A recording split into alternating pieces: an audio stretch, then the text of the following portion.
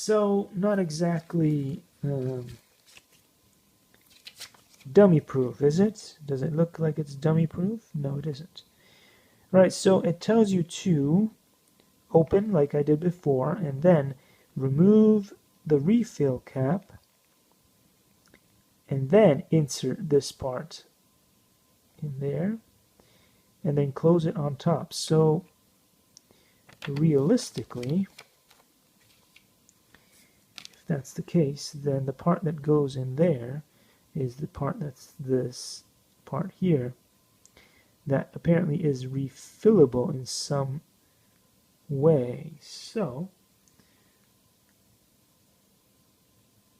ooh.